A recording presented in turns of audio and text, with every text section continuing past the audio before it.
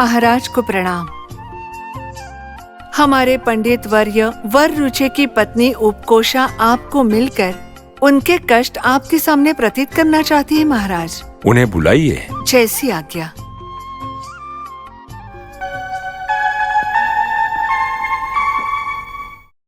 महाराज को मेरा प्रणाम। आप कौन? मैं पंडित वरुचि की पत्नी हूँ। पंडित वर्य की अर्धांगिनी हो आप? आपका यहाँ आना कैसे हुआ माँ? आपके आने की वजह क्या है? हमें पंडितों पर, विद्वानों पर, गायकों पर अत्यंत गौरव है। आपकी समस्या क्या है बताइए। महाराज, मेरी मनोदशा बताने के लिए मेरे पास कुछ भी शब्द नहीं बचे हैं। इस समस्या के विषय में आपके पास आने के लिए क्षमा कीजिए। एक स्त्री के मान सम्मान की और आपके वंश की प्रतिष्ठा का विषय है। क्या कहा? एक स्त्री के गौरव की, राज्य की मर्यादा की और मेरे वंश की प्रतिष्ठा की बात है माँ। मुझे बताइए, अपने प्राणों को संकट में डालकर एक स्त्री का सम्मान बचाऊंगा।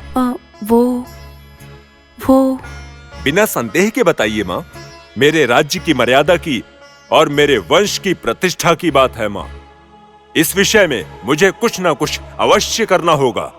जो कोई भी दोषी होगा उसे दंड दिया जाएगा। मेरे पति वरुचि शिव जी का अनुग्रह पाने के लिए तपस्या करने गए हैं।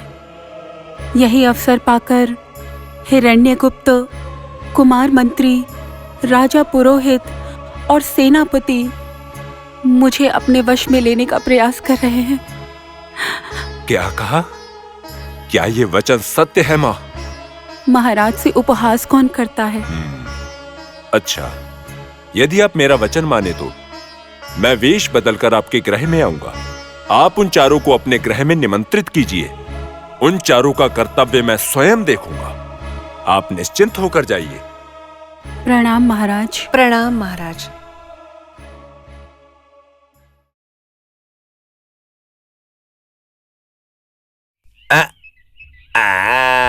मगध हीरा हिरण्यगुप्त जी, मेरा प्रणाम स्वीकार कीजिए। कौन? अभिषा? मेरे सपनों की राजकुमारी उपकोषा मेरी सखी ने क्या कहा बताओ ना। मेरे साथ मिलन के लिए वो मान गई हैं क्या? मेरे जीवन को सुंदर बनाने के लिए तैयार हैं क्या? हंसते हुए गिरे हुए मोती को उठाने के लिए कहा है क्या? क्या बोला है बताओ ना अभिषा। मेरी प्रिय सखी मुझे बुला रही है क्या? हाँ, आने वाली है हिरण्यकश्यप जी। मेरा नाम हिरण्यकश्यप नहीं है, हिरण्यगुप्त है। मेरा नाम भूल गए क्या अभिषा? नहीं, याद है। मोह में खोकर आप ही खुद भूल गए हो क्या, ये जांच रही थी। ऐसा क्या? वैसे उपकोषा ने क्या कहा? बोलो अभिषा, बताओ अभिषा, कहो ना अभिषा। बुलाया है, उनके घर आने का संदेश भी भेजा है। कब आ जाऊँ? कब आ जाऊँ मैं बताओ ना। अभी समय है, वो भी दिन में। ये संभव नहीं है। फिर कब? आधी रात को 12 बजे के बाद आपको उनके घर आने की अनुमति दी है। अभिषा, तुम अभिषा नहीं हो, मेरी अप्सरा हो। अमृत के वाणी के जैसे बात कर रही हो। तुम तो महान हो, तुम्हारी कृतज्ञता कैसे व्यक्त करूं? अभिषा, ये सामान तुम ले लो। ये खुशी के मौके पर मैं तुम्हें दे रहा हूँ और इसे भूल जाओ। ये सामान लेकर मैं क्या करूँगी? आपकी संपत्ति का कुछ भाग मिल जाए तो आप भी खुश और मैं भी खुश हो जाऊंगी। चिंता मत करो, उपकोषा मेरी हो गई तो मेरी सारी संपत्ति तुम्हारी है। मैं आज से आपका दास हूँ, आपके घर कुत्ते की तरह रहूंगा। ठीक है, तो फिर आओगे ना? हाँ आऊंगा। मर भी गया तो आत्मा बन करके उपकोषा को अपना बना लूंगा। हाँ, आने से पहले अच्छे से नहा धोकर अपने शरीर का मैल निकाल कर आना। बाकी का मैल हम निकाल देंगे। मैं चलती हूँ।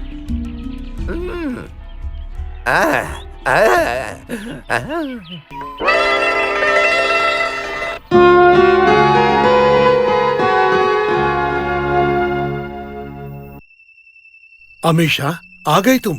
मैं रात दिन तुम्हारे आने की प्रतीक्षा कर रहा था। जानती हो तुम? जानती हूँ। तो आने में इतनी देर क्यों लगी? ठीक है, मेरी प्रेयसी उपकोषा ने तुम्हारे पास मेरे लिए क्या संदेश भेजा है? आपकी उपकोषा को आपको देखकर भय लगता है, बहुत ज्यादा भय। क्यों? मैंने सुना था आप जिद्दी हो और बहुत अहंकारी हो। और बातों से लोगों का दिल चुराकर उन्हें दुख भी पहुंचाते हो। बताइए, क्या वो सच है? अच्छा, वो तो मैं अपनी सभा के सामने हूँ, प्रेयसी के सामने नहीं। ये बात जाकर उसे बताओ। एक बात और, क्या राज्य का राजा बहुत ही मंदबुद्धि है? युद्ध करने से डरता है? ये राज्य कभी न कभी मेरे हाथों में आएगा ही, ये भी जाके उसको बताओ। ये तो मैंने बताया है। बताया है क्या? क्या कहा उपकोषा ने? आज रात को उनके घर आने के लिए आपको संदेश भेजा है। आपके साथ एकांत में समय बिताना चाहती है। बस ये बात बहुत है, मेरा हृदय भर गया है। मेरी प्रेयसी के साथ एकांत में समय बिताने के लिए मैं आऊंगा। बता दूंगी। अब मैं चलता हूँ। बताऊंगी, आओ तो सही। छी!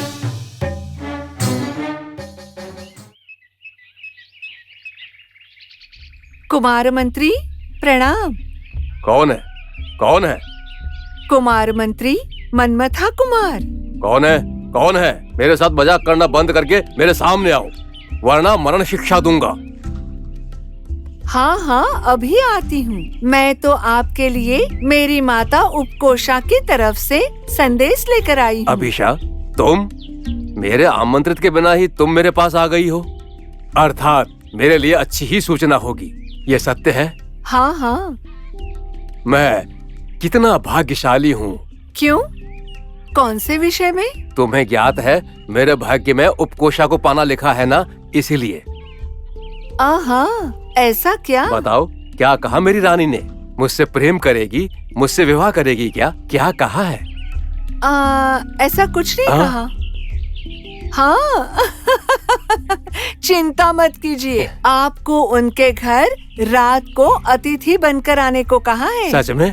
कब आने के लिए कहा है? बताओ। सूर्योदय होने से पहले सब लोग नींद से ना उठे होंगे उस समय। ठीक है, मैं अवश्य आऊंगा। चाहे कुछ भी संकट आए या भूकंप भी आए, मैं अवश्य आऊंगा। उपकोषा को मैं अपने मुंह से हरा दूंगा। ये बात मेरी ओर से उसे जाकर बता देना। जाओ। ठीक है, अब आपका काम हो जाएगा। अर्थात आपका काम सही से हो गया, ये कह रही हूँ। ठीक है, जाओ।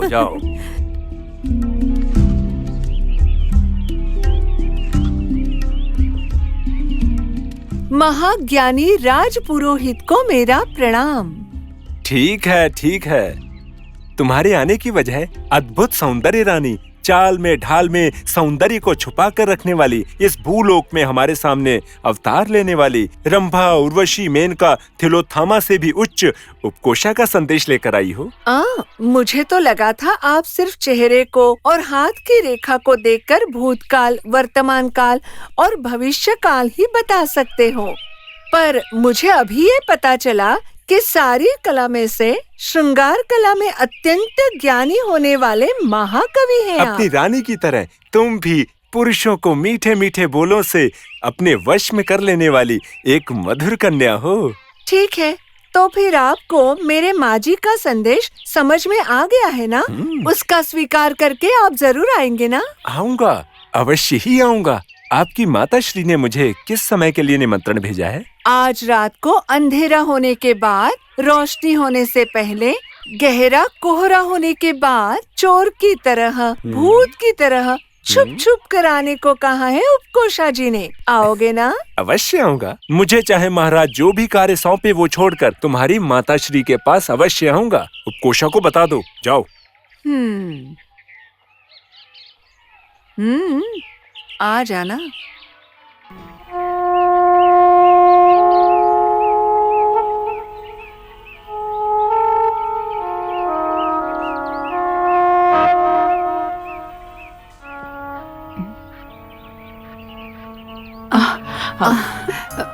महाराज को प्रणाम। ये कैसे संभव? मैं राजा पुरोहित से मार्ग में मुझे मिला, उनसे वार्तालाप करके आया था। किसी ने मुझे पहचाना नहीं, तुमने क्षण मात्र में मुझे पहचान लिया। महाराज, मिट्टी से ढकने से हीरा बदल नहीं जाएगा।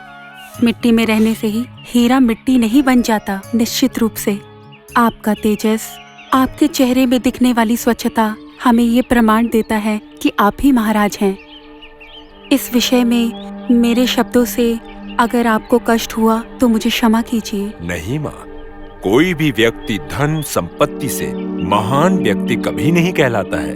उसके अच्छे कर्म की वजह से यदि प्रजा में अभिमान और सम्मान मिला तो ही वो महान पुरुष, राजा क्या महाराजा कहलाता है। प्रजा का संकट न हटाने वाला कभी राजा नहीं हो सकता। मेरे मानने में वो मूर्ख है। क्या कहती हैं आप? आप सिर्फ एक महाराज नहीं, आप महापंडित भी हैं। आपके हृदय में इतने महान विचार है, ये सुनकर मुझे बहुत प्रसन्नता मिलती है महाराज। मेरे ही राज्य में साथ में कर्तव्य निभाते हुए मेरे ही राज्य के अनुचर राज्य के स्त्रियों की रक्षा करने के स्थान पर उनके सौंदर्य को वश में करने की चाहना घोर पाप है। किसी और की अर्धांगिनी को बहलाकर धन या संपत्ति का लोभ देकर अपना बनाने का प्रयास करना एक महापाप है। उन पापियों को मैं क्षमा नहीं करूंगा। वो आ चुके हैं क्या माँ? नहीं प्रभु, पर समय हो गया है। आने दो उन्हें। उनका सर काटकर सिंह द्वार पर लटका दूंगा। महाराज, प्रजा की रक्षा करने के लिए प्रजा को सही से पालने वाले आपके अनुचर आपके मान और अभिमान को कैसे आंच लगा रहे हैं, आप स्वयं अपनी आंखों से देखिए। आइए, आप दूसरे कमरे में छुपकर आपके लोगों की असलियत देखिए। ठीक है माँ, चलिए।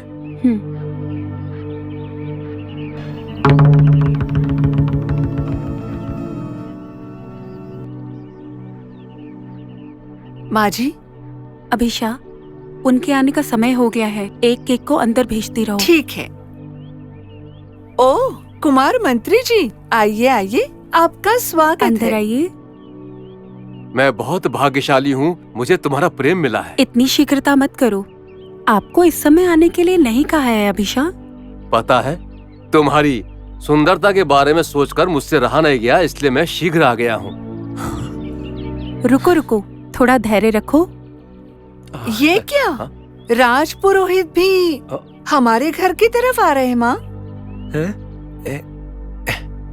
मैंने सिर्फ आपको बुलाया, राजा पुरोहित को भी आपने बताया क्या? नहीं नहीं नहीं, मैंने कुछ नहीं कहा, किंतु उसने चालाकी से सब सुन लिया होगा। किंतु अब क्या करें? ठीक है, एक काम कीजिए, आप यहाँ कमरे में जाकर अपनी आंख बंद करके आराम से बैठो। मैं जब बुलाऊंगी तभी आना। अभिषा, इन्हें अपना अंधेरा कमरा दिखाओ। ठीक है, आइए। उपकोषा, मेरी प्रतीक्षा हजारों नैनों से कर रही थी क्या? इतना प्रेम करती हो मुझे? वैसे आप आने से पहले नक्षत्र, समय, मुहूर्त सब कुछ देख कर आए हो क्या? हाँ, सब कुछ देख लिया है। अति दिव्य मुहूर्त है।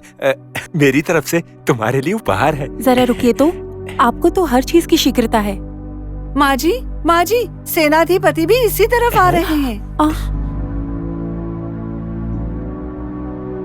आपने उनको भी साथ आने को बोला? नहीं, मैं क्यों बुलाऊंगा? मैंने नहीं बुलाया, मुझे आते समय देख लिया होगा। ऐसा करो, उसे कुछ ना कुछ बोलकर यहाँ से भेज दो। तब तक मैं यहीं कहीं पर आप कमरे में छुप जाइए। अति उत्तम। अभिषा, चलो। हाँ। चलिए।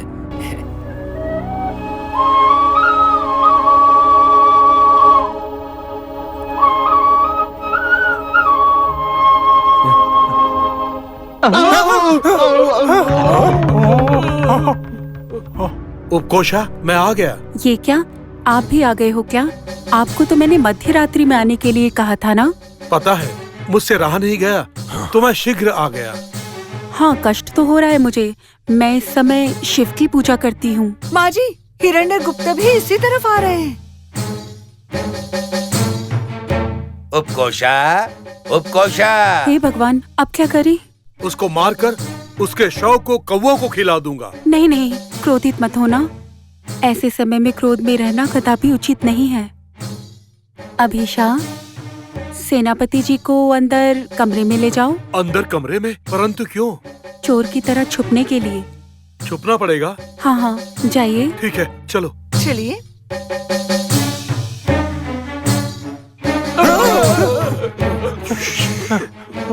उपकोषा, मैं आ गया।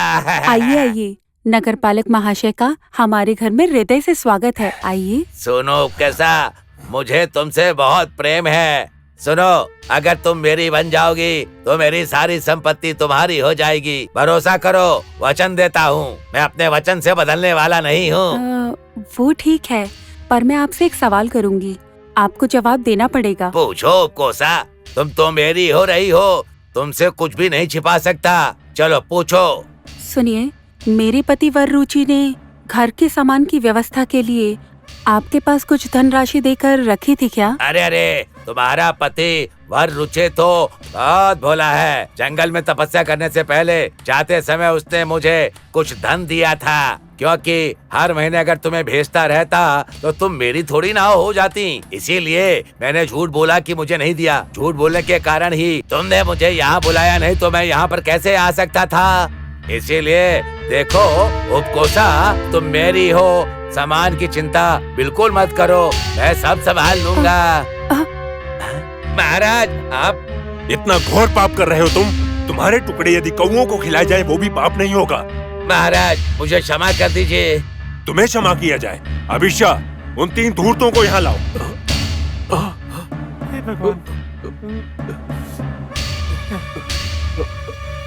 प्रभु, हमें क्षमा कर दीजिए प्रभु। हमें मरण शिक्षा मत दो प्रभु। हमारा मन दूषित हो गया था, इसलिए हमने इस पतिव्रता को पाने की चेष्टा की प्रभु। हमें क्षमा कर दीजिए प्रभु। क्षमा मुझसे मत मांगो धूर्त मनुष्य, उस महापतिव्रता उपकोषा से मांगो। अकेली रहने की वजह से उसको वश में करने का जो तुमने खेल रचा है वो घोर पाप है। उस पाप का दंड जानते हो क्या है? सर को धड़ से अलग। प्रभु,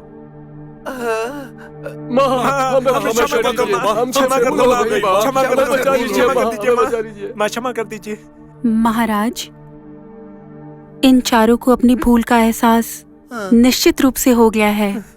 मेरी सुंदरता को देखकर मुझे हासिल करने के लिए इन 4 का प्रयास पूर्ण रूप से विफल हो गया है। आपसे विनती करके, आपको मनाकर, आपकी सहायता से इन चारों को रंगे हाथ पकड़ पाई हूँ। इनको मरण शिक्षा के बजाय देश बहिष्करण की सजा दीजिए, वही इनके लिए ठीक है। माँ उपकोषा, आपकी दया भावना देखकर मैं प्रसन्न हूँ। इन चारों ने यहाँ कर्तव्य का निर्वहन करते हुए आपको पाने का प्रयास निर्दयता के समान है।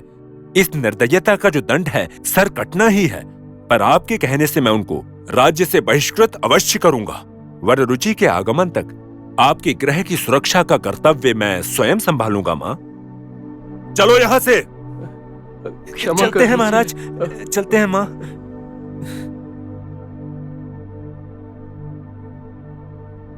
महाराज, हर राजा दयालु स्वभाव के होते तो किसी भी राज्य में किसी अबला पर इस तरह का संकट नहीं आता।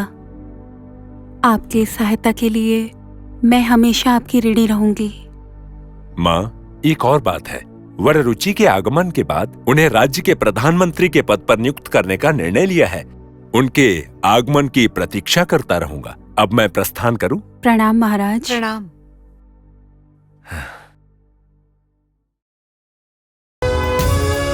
कथा सागर है ये जीवन मूल्यवान।